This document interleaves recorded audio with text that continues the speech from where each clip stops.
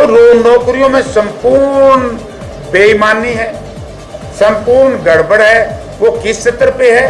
समय आने के बाद इन सब की हम जिससे गठबंधन सरकार के लोग कहेंगे, हम उस एजेंसी से जांच करा करके इस प्रदेश की जनता के सामने ये बताएंगे भाई पर्ची खर्ची कम हुई ज्यादा होगी। लेकिन मैं गठबंधन सरकार के बड़े और छोटे दोनों मुख्यमंत्रियों से एक निवेदन करना चाहता हूं कि वो विधानसभा की वो प्रोसीडिंग निकाल करके देखे। HPSC के डिप्टी सेक्रेटरी के दफ्तर में 3-3 करोड़ रुपए मिल जाए, उसके बाद कोई एक्शन ना हो। SSC का चेयरमैन और एक प्राइवेट आदमी के बीच में कन्वर्सेशन हो रही है। वो कह रहे कि इंस्पेक्टर के इतने पैसे ले ले, वो चेयरमैन साहब कह रहे हैं इतने लूंगा, बोला इतने मेरे पे है नहीं। उस केस में, ये विधानसभा का केस है, ये भी SSC के कर्मचारियों को तो गिरफ्तार कर लिया, लेकिन चेयरमैन को नहीं टोका। कि बेड़ के आगे बीन बजाने का कोई फायदा नहीं है। बार बार इनसे हम कहें कि नौकरियों में भ्रष्टाचार है, नौकरियों में बेईमानी है, नौकरियों में भेदभाव है, इसका कोई फायदा नहीं। हाई कोर्ट ने इनको समझा दिया कि तुमने गलत मार्किंग करके, गलत ग्रेस मार्क देके गलत लोगों को भर्ती कर दिया।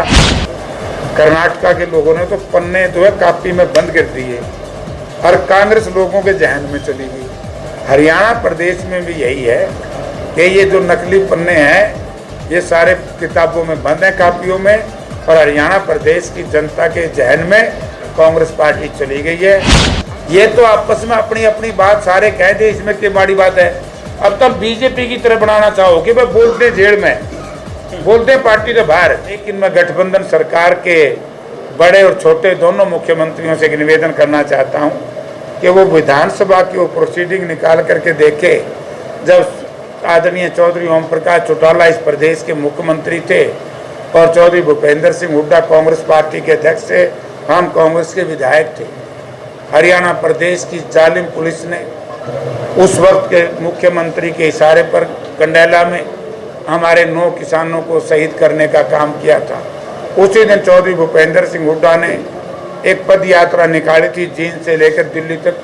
महामहिम राष्ट्रपति जी को ज्ञापन दिया था और उसके बाद ये कहा था कि मेरी सरकार आएगी, इन किसानों को शहीदी का दर्जा दूंगा, इनके परिवारों को आर्थिक सहायता में जितनी कर पाऊंगा करूंगा, जो भी मुझसे संभव होगी। और मैं जो बीमारी थी वो बीमारी थी बिजली के बिल, मैं बिजली के बिल माफ करूंगा। तो पहला मुख्यमंत्री है जिन्होंने 1600 करोड़ रुपए लोगों के बिजली के बिल माफ। तो इस तरह की बातें हैं। आज हमारी सरकार पार्टी ने फैसला लिया है कि हम 5 कानून सबसे पहले पास करेंगे, पहली कैबिनेट मीटिंग। हम कहते हैं इनके पास तो समय है, गठबंधन सरकार के पास। ये जेजेपी बीजेपी के लोग रोज गांव-गांव में जाकर के लोगों को भ्रमित करने का प्रयास करते हैं। इनकी सरकार ये कर दो ताकि कहे कि जो हुड्डा साहब कर रहे हैं मैं उसे पहले कर दूंगा। लेकिन कह रहे हैं असंभव है। असंभव तो संभव करके दिखा दिया था भूपेंद्र सिंह हुड्डा ने। एक बात हो, बार बार ये गठबंधन के लोग एक बात कहते हैं कि खर्ची है पर्ची है, न्यू कौन है, खर्ची बंद पर्ची बंद। मैं कहता हूं कि खर्ची तो बढ़ गई। HCS के पेपर हुए, रातों रात कितने लोगों को उठाया गया। ये कहां से हो रहा है कि बार बार पेपर लीक कहां से हो रहे हैं, बार बार। यानी कि इस देश की पहली गठबंधन सरकार अभाग्यशाली सरकार है जिसके राज में हजारों पुलिस के लोगों ने और पुलिस की भर्ती में उम्मीदवारों ने, या मुझे नहीं पता कि इसमें षड्यंत्र किसका है। कहीं कहीं ये षड्यंत्र हुआ नौजवानों के साथ जिनके जैसे कहते हैं ना, जिसके बाप नहीं है, फादरलेस के 5 नंबर थे, उन लोगों के लगा दिए जिनके फादर जीवित थे, पिताजी जीवित, और जिनके मर्द हैं उनके नहीं लगाए गए। और आज भी ये बात क्यों चर्चा करते हो? जब 2016 में मैं MLA था, उस वक्त मैंने लोकसभा में मामला उठाया था। एक पुलिस का सब इंस्पेक्टर केवल वो मेरिट में इसलिए रुक गया क्योंकि 5 नंबर उसके पिताजी की वो जो ग्रेस थी उसमें नहीं मिले। मैंने मामला असेंबली में उठाया तो मुख्यमंत्री जी ने रिकॉर्ड की चीज मैं बता रहा हूं, खुद ये माना कि जयप्रकाश जी इसमें कमियां रही हैं एसएससी की। वे कमियां मुख्यमंत्री जी के आदेश से एसएससी दूर करेगी या विपक्ष के लोग दूर करेंगे? तो नौकरियों में संपूर्ण बेईमानी है, संपूर्ण गड़बड़ है। वो किस स्तर पे है?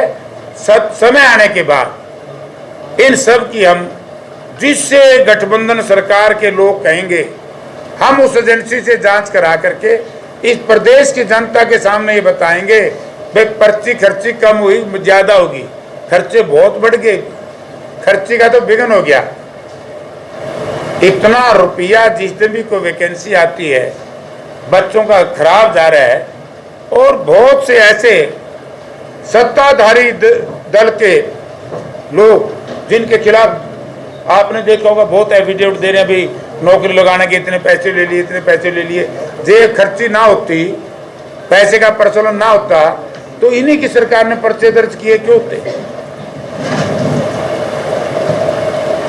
सर आजकल जिस तरीके से आपने पर्ची खर्ची का जिक्र किया, ऑनलाइन प्लेटफॉर्म पे खुलेआम जो है एग्जाम पास करवाने के लिए सोशल मीडिया पर पोस्ट किया जा रहा है कि इतने पैसे दो, हम आपका एग्जाम पास करवा देंगे, पेपर लीक करवा देंगे। और उस पर हमने भी वीडियोस बनाई, खबर बनाई, लेकिन फिर भी कार्रवाई नहीं हो रही है। उस पर क्या कहना चाहिए? मैं यही कह रहा हूँ कि सरकार जानबूझ के करवा रही है।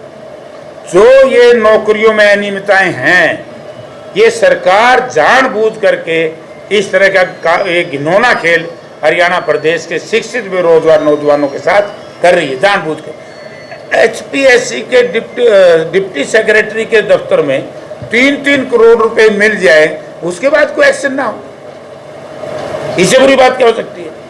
एसएससी का चेयरमैन और एक प्राइवेट आदमी के बीच में कन्वर्सेशन हो रही है। वो कह रहे कि इंस्पेक्टर के इतने पैसे ले ले, वो चेयरमैन साहब कह रहे हैं इतने लूंगा, बोला इतने मेरे पे है नहीं। उस केस में, ये विधानसभा का केस है, ये भी एसएससी के कर्मचारियों को तो गिरफ्तार कर लिया, लेकिन चेयरमैन को नहीं टोका। असेंबली के सब बहुत से विधायकों ने वो चैट तक लोगों के सामने लाके रख दी, लेकिन कुछ नहीं किया। तो इसलिए तो वो कहानी है कि भेड़ के आगे बीन बजाने का कोई फायदा नहीं है। बार बार इनसे हम कहें कि नौकरियों में भ्रष्टाचार है, नौकरियों में बेईमानी है, नौकरियों में भेदभाव है, इसका कोई फायदा नहीं। हाई कोर्ट ने इनको समझा दिया कि तुमने गलत मार्किंग करके, गलत ग्रेस मार्क देके गलत लोगों को भर्ती कर दिया, जो जरूरी जो काबिल थे उनको छोड़ दिया, तो सारी चीज़ें गड़बड़ में नौकरी सो। इसीलिए तो डॉक्टर साहब कह रहे हैं कि मेरी सरकार आते ही हम सबसे पहले जो ये क्या है कि कौशल रोजगार योजना, नाम तो बड़ा अच्छा है, कौशल के नाम से आदमी का जरा दिमाग खुल जाता है, बड़ी अच्छी योजना है तो रोजगार देने की, लेकिन है ठेकेदारी पर।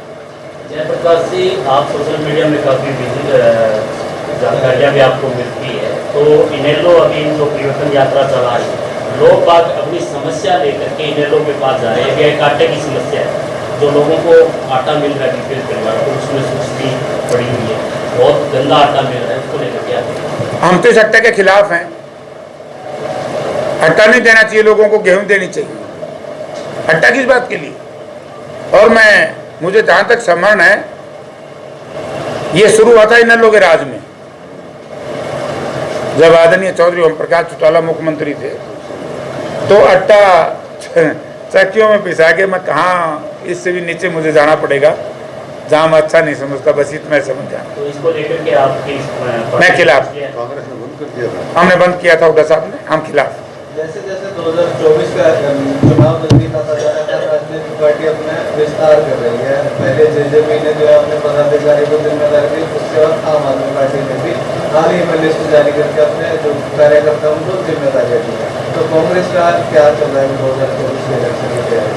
पहली बात तो यह है कि कांग्रेस से संगठन के चुनाव चल रहे हैं, और बार बार मैं पत्रकार साथियों के माध्यम से मैं उन नेताओं को भी कहना चाहता हूँ जो ये कहते थे कि विश्व में सबसे बड़ा संगठन हमारा है। आज उनका जो पन्ना प्रमुख थे, कर्नाटका के लोगों ने तो पन्ने जो है कापी में बंद कर दिए और कांग्रेस लोगों के जहन में चली गई। हरियाणा प्रदेश में भी यही है कि ये जो नकली पन्ने हैं ये सारे किताबों में बंद हैं, कापियों में, और हरियाणा प्रदेश की जनता के जहन में कांग्रेस पार्टी चली गई है। हर हरियाणा प्रदेश का वासी मतदाता अब की बार आप देखना कांग्रेस पार्टी का कर्मठ व निष्ठावान मतदाता बनकर के काम करेगा बीजेपी के अध्यक्ष को 10% करना पड़ेगा। और उसके बाद इनकी सफाई कर देंगे। सर, पिछले 2 चुनाव से लगातार देखा जा रहा है कि कांग्रेस की आपसी फूटी कांग्रेस की हाथ का इस बार कैसे पीछा छुड़वाएंगे इस आपसी फूट से? पहला तो आप लोग यूँ कहना बंद कर दो, कोई फूट नहीं है। ये तो आपस में अपनी अपनी बात सारे कह दे, इसमें क्या बड़ी बात है। अब तुम बीजेपी की तरह बनाना चाहो कि भाई बोलते जेल में, बोलते पार्टी से बाहर। अपना सामान MRP पर नहीं डिस्काउंट पर लो। और हिसार में डिस्काउंट कहाँ मिल रहा है ये जानो SaleTrending.com पर। विजिट SaleTrending.com, पहले कंपेयर करो फिर शॉप करो।